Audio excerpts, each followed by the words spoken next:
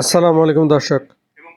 লেখক ও ব্লগার পিনাকি ভট্টাচার্য তার এক ভিডিওতে বলেছেন, আমাকে হত্যার জন্য পরিকল্পনা করছে আওয়ামী লীগ। তিনি বলেন, আমার মৃত্যু পরোয়ানা জারি হয়েছে, কিভাবে হয়েছে শুনেন। একটি অনলাইন মিটিংয়ের ভিডিওতে আওয়ামী লীগের কিছু নেতাকর্মীরা ছিল। একজন বলেন, ফ্রান্সের একটি আইনের কথা বলি, আপনি যদি কাউকে হত্যা করেন এখানে মৃত্যুদণ্ড দেয়া হয় না, 10-12 বছর জেল হয় শুধু। ফ্রান্সে কি বাংলাদেশি মানুষ নাই?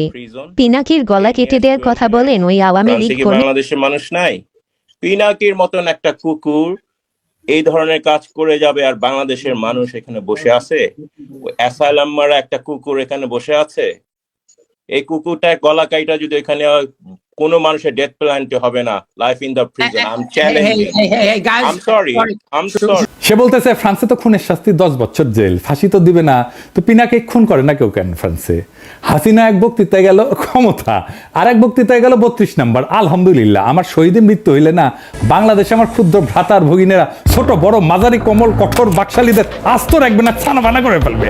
আমার মৃত্যুতে বাংলাদেশ পুত পবিত্র হবে। আমার সত্যি যদি মাইরা ফেলায় বাংলাদেশে যেন কোনো বাকশালী রক্ষা না পায়। আমার মৃত্যুর খবর বাংলাদেশে পৌঁছানোর 24 ঘন্টার মধ্যে কাম ফিনিশ করে দিবে। এইখানেই শেষ না, আমি ওদের জন্য নরকের দরজায় হাজির থাকবো, ওদের জান ওইখানে আমি কালা কালা করে দেব। সাথে থাকার জন্য ধন্যবাদ দর্শক। আসসালামু আলাইকুম।